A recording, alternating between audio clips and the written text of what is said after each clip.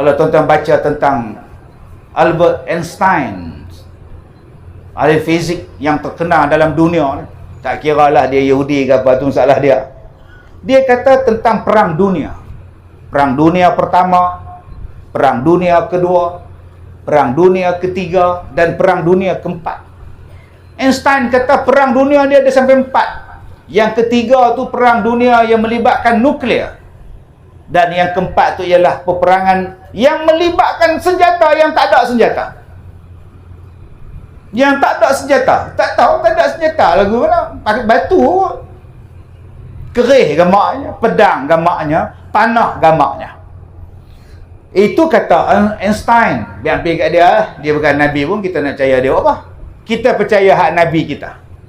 Nabi kata tentang 3 buah negara. 3 buah tempat. Yang pertama Iraq, yang keduanya ialah Syam, dan yang ketiganya ialah Mesir. Nabi kata akan berlaku tahanan di Iraq dengan dirhamnya. Akan berlaku di Syam mud dengan dinarnya. Akan berlaku takaran di Mesir dengan dinarnya. Dan kamu akan kembali seperti sedia kala. U'idtum min haitsuma bada'tum. Kamu akan balik semula macam kamu daripada asal. Kamu akan balik semula macam mana kamu dari asal. Kamu akan balik semula macam mana kamu jadi dari asal. 3 kali Nabi ulang benda ni tuan-tuan. Nabi kalau ulang benda yang sama 3 kali, itu menunjukkan bahawa benda tu penting, benda tu akan berlaku, dan benda itu adalah besar. Dan Nabi ulang, kamu akan balik macam asal, kamu akan balik macam asal, kamu akan balik macam asal. Mula-mula Nabi sebut tentang 3 buah negeri ini akan bergolak. Pergolakan yang pertama Nabi sebut di Iraq. Dan Iraq daripada dulu sampai sekarang sentiasa bermasalah. Orang yang mula menyebarkan Islam di Iraq namanya Sa'ad bin Abi Waqqas. Dia bawa Islam, dia sebarkan Islam di Iraq. Waktu tu Iraq belum Islam. Sahabat Nabi ni bawa Islam. Begitu juga di Mesir. Orang Islam bawa Amru al-As dan sebagainya. Umar al-Khattab hantar Amru al-As misalnya. Dan tuan-tuan cuba lihat orang Iraq, orang yang Arab, dia berbeza dengan Iran. Iran bukan Arab, Iran ialah Parsi. Iraq itu adalah Arab.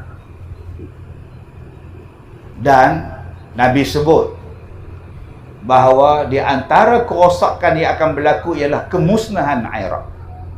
Dan sungguh tuan-tuan, selepas berlaku peperangan Iran dan Iraq awal tahun 80-an, berlaku pula pada awal 90-an, Iraq dibom bertubi-tubi, sehinggalah hancur kerajaan dia, mati pemimpin dia, akibat daripada fitnah yang kononnya mengatakan bahawa Saddam Hussein itu mengeluarkan bom atom, bom nuklear besar-besaran. Akibat daripada fitnah, dihalalkan diserangnya Iraq daripada penjuru kanan kiri atas bawah, dari laut, daripada darat. Dan bila jatuh kerajaan Saddam, sampai sekarang orang tak jumpa bom dia. Sebaliknya puak Amerika yang jumpa minyak, yang jumpa macam-macam, jadi sumber kekayaan. Dan Nabi sebut tanda-tanda kiamat, sungai yang terdapat di Iraq akan jadi kering. Dan pada masa itu muncullah emas-emas yang akan direbutkan oleh manusia. Dan hari ini tuan-tuan, sungai Euphrates dan sungai Tigris sedang mengering. Dan timbul kota-kota lama yang telah hancur, yang ditenggelami sungai beribu-ribu tahun, hari ini dah tumbuh dah. Kemungkinan lagi sekali tuan-tuan, Iraq akan berhadapan dengan kekayaan ini yang akan merebutkan berlakunya peperangan. Dan telah berlaku. Yang kedua kata Nabi, Syams. Dan tuan-tuan kena ingat, Syam bukan negeri Syria semata-mata. Syam melibatkan Palestin, Lebanon, Syria dan Jordan. Empat negara ini membentuk satu kawasan yang dipanggil Syam. Sekarang ini ada 4 negeri. Bagaimana mereka menghancurkan negeri Syam? Perancis ambil sikit, England ambil sikit, Itali ambil sikit. Dia divide and rule. Dia pecahkan negeri Syam. Palestin dapat dekat British. British dia bagi dekat Israel. Akhirnya sekarang wujud negara haram Israel. Dia pecahkan negeri Syam jadi lemah. Syria dia bagi dekat Syiah. Sampai sekarang tak aman-aman Syria. Begitu juga dengan Lebanon. Dia bagi umat Islam berpecah. Sampai sekarang tak pernah nyaman, tuan-tuan. Tuan-tuan yang saya hormati, Syria jadi lemah. Dan Nabi sebut yang ketiga, Mesir juga akan diporak-perandakan. Dan sampai sekarang, tuan-tuan, Mesir masih lagi dalam keadaan belum aman sepenuhnya. Sejak berlaku peperangan dengan Israel, berlaku pemberontakan, berlaku pergaduhan, tunjuk perasaan. Sampai sekarang, tuan-tuan, suasana ketidaktentuan berlaku di Mesir. Rampasan kuasa dan sebagainya. Dan kata Nabi, bila berlaku kerosakan ini, kamu akan kembali balik seperti dulu. Kamu akan balik seperti dulu. Maka ulama-ulama bincang. Apa maksud Nabi kata, kamu akan balik seperti dulu? Yang pertama, ada yang mengatakan bahawa kita akan kembali balik seperti zaman dahulu, iaitu umat Islam diseksa, dibunuh, dihalau dan sebagainya. Yang kedua, maksud kembali seperti dahulu, umat Islam kembali menjadi jahiliah, menyembah patung, melakukan kerosakan, melakukan maksiat secara terang-terangan, dan berlakunya kerosakan akidah macam zaman kamu dulu-dulu. Dan yang ketiga, ulama-ulama mengatakan bahawa pada zaman itu balik seperti dahulu, kamu tidak ada lagi peperangan yang melibatkan bom yang besar-besar macam sekarang. Kamu sebaliknya menggunakan panah, menggunakan kuda dan sebagainya. Batu jadi senjata. Jadi 3 pendapat ini merujuk kepada hadis yang saya bacakan tadi, bahawa bila berlaku saat itu, umat Islam salah satu akan jadi 3 benda ini, ataupun menjadi ketiga-tiganya. Maka ulama-ulama mengambil yang ketiga itu, disandarkan kepada ayat Al-Quran, surah Al-Anfal ayat 30. Wa'idtum, hendaklah kamu mensediakan kekuatan tentera kepada tentera berkuda sebagai sumber kekuatan kamu. Surah Al-Anfal ayat 30. Buatlah persiapan daripada tentera-tentera dan tentera-tentera berkuda. Dalam Quran sebut, tuan-tuan. Dalam Quran sebut. Sebab tu ulama-ulama kata tadi, mungkin akan berlaku satu peperangan. Teknologi telah hancur. Dan pada masa itu manusia balik pada asal. Berperang menggunakan kuda, berperang menggunakan memanah. Sayyidina Umar mewajibkan kepada orang Syam memanah, menunggang kuda dan berenang. Maka kita pun, tuan-tuan, untuk anak-anak kita ni, 3 benda ni kita kena bagi: berkuda, memanah dan berenang. Ni Padang ni buat kolam renang. Buat kolam renang. Anak kampung, anak taman main berenang tadi. Belajar berenang. Bukan belajar buat TikTok. Ni anak muda kita buat TikTok, gedik, duduk menari, duduk tunjuk punggung. Gedek. Kita pun ada TikTok, kita pun kadang-kadang tengoklah ni apa pula ni. Astagfirullah. Lepas 2 minit cari balik. Tang mana tadi tu? Oh, sudah ni. Jahat punya perangai ni tadi. Suruh depa ni, adik-adik kita ni memanah. Suruh depa, tuan-tuan, berkuda. Bukan kita nak perang.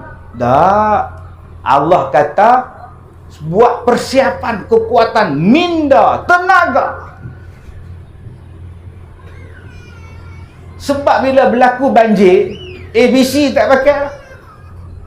Katalah taman ni banjir, tuan-tuan. Banjir. Masa tu nak pakai kan matematik tambahan? Masa tu pakai berenang. Kalau tak erti berenang, nak buat apa? Aiman, tak payah bimbang pakcik, dia 9A SPM. Tak, tuan-tuan. Dia nak berenang. Berenang tu, badan jadi sihat, jantung jadi kuat, darah jadi tegap, elok dada dia. Sebab tu tuan-tuan tengok orang yang berenang, dada begini jalan. Kuat, badan sihat. Dia boleh kontrol pernafasan. Dia boleh simpan pernafasan dia. Kalau tuan-tuan ajar anak-anak kita memanah, dia boleh jadi fokus. Dia boleh jadi fokus. Lama pop, otak dia boleh fikiran elok ya. Sebab zaman sekarang budak tak fokus. Nak bagi fokus, belajar memanah. Sayang tuan-tuan, yang jadi raja memanah sekarang Korea. Orang Korea memanah tuan-tuan, juara dunia, juara Olimpik. Kita Melayu pun juara memanah di Pampet. Dapat beruang. Nak faham? Tak faham sudah. Adik kita kat Baju Merah dia gelar. Dia pernah memanah kat Pampet ke maknanya tuan. Allah, memanah yang begitu cantik jadi tempat judi tuan. Yang ketiga, naik kuda. Naik kuda. Surau ni buat kolam renang satu, beli 3 ekor kuda. Hari Jumaat, hari Sabtu naik kuda satu taman. Satu taman budak-budak datang. Setengah nak mandi, setengah naik kuda, setengah nak memanah. Tuan-tuan tak perlu susah hati lagi. Orang muda akan datang ke surau. Yang pertama sebab mereka nak berenang. Yang kedua sebab mereka nak memanah. Yang ketiga sebab mereka nak round kampung naik kuda. Gedung.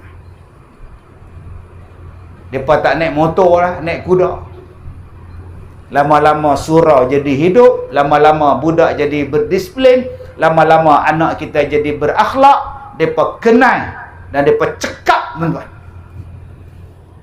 Ini cara paling senang nak tarik anak-anak muda. InsyaAllah dia boleh naik kuda, nama dia stopper. Tak pernah faham, tak faham sudah tak? Stopper, ikon pemotoran. La ilaha illallah. Tuan-tuan yang saya hormati. Jadi bila kita dengar cerita-cerita yang sekarang ni macam-macam, memang kita jadi susah hati.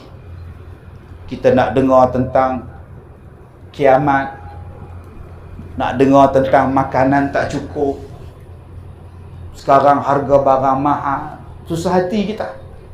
Telur pun susah cari. Harapan kita makan telur pun tak dapat.